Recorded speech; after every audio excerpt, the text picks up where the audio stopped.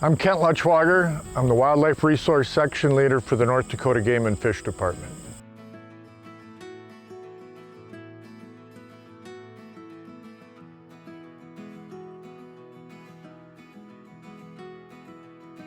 We have 243 wildlife management areas, which is just over 222,000 acres of wildlife management areas. So 222,000 acres, 243 WMAs sounds like a lot, but in a context of a state that's mostly privately owned, and less than 5% of the state is publicly owned. It's a small fraction of the landscape.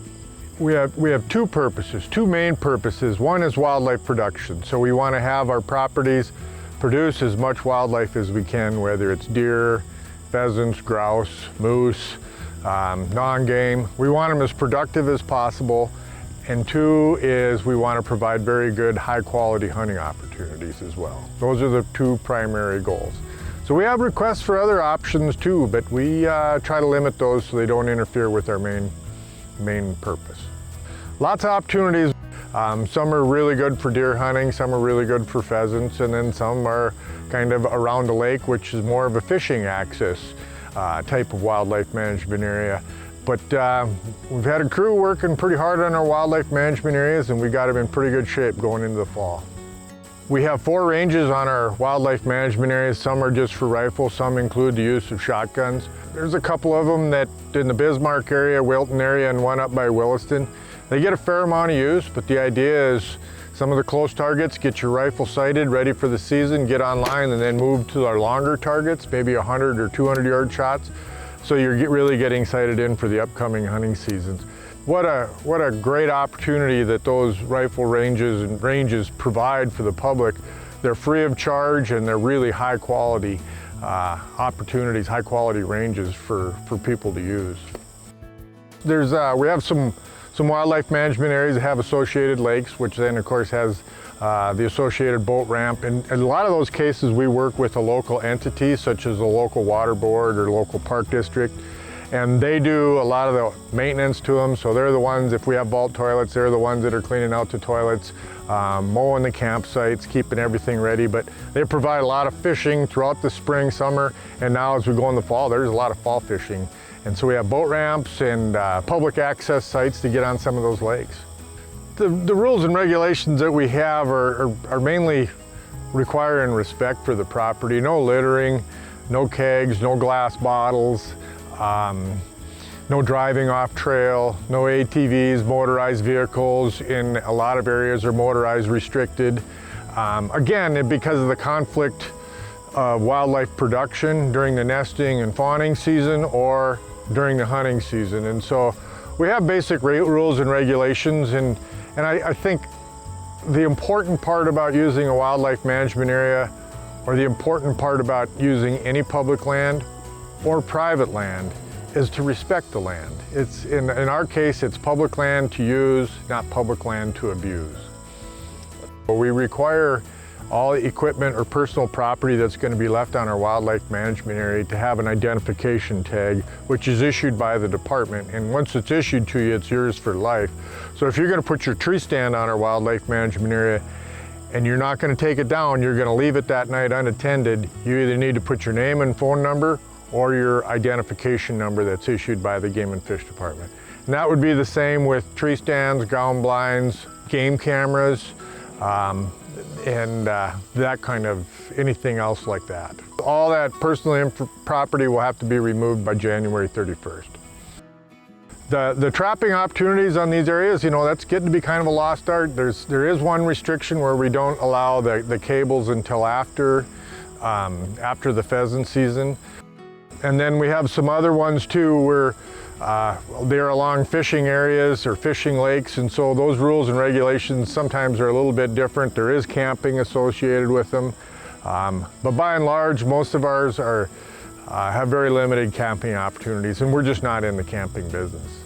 The rules and regulations for our wildlife management areas are published in the Plots Guide, so they are available there. They're certainly available on our webpage, and you can also, to find the areas, they're also available on the maps on OnX.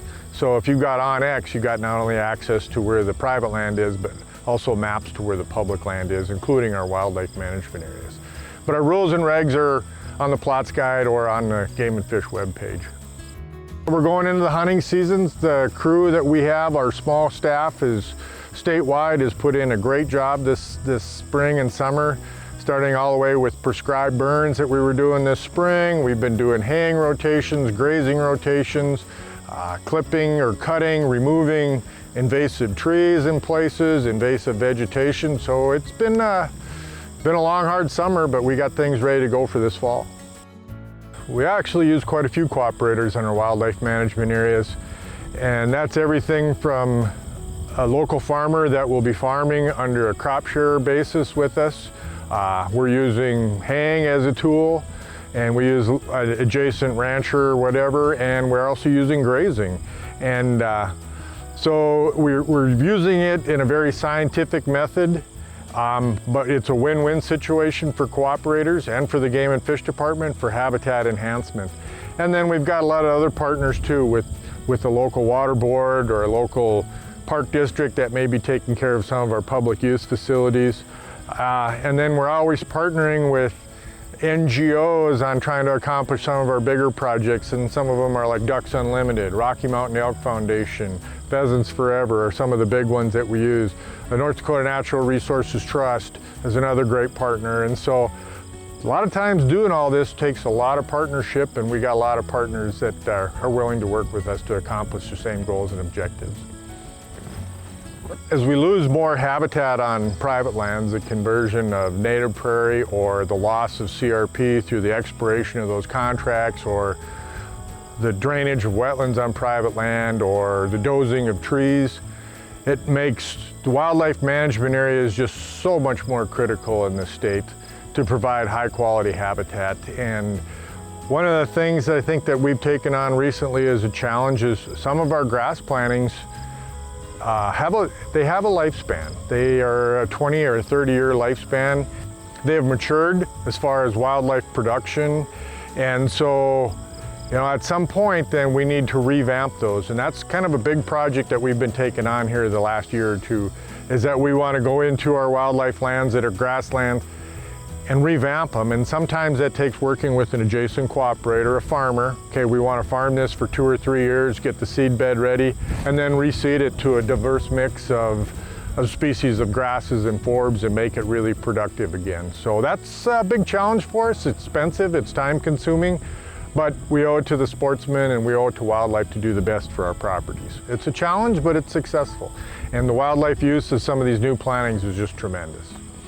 Certainly, if you're going to go into public land, you can expect, potentially to see other hunters out there. And everybody just needs to be respectful. There's a lot of space in North Dakota, and I think there's a lot of room.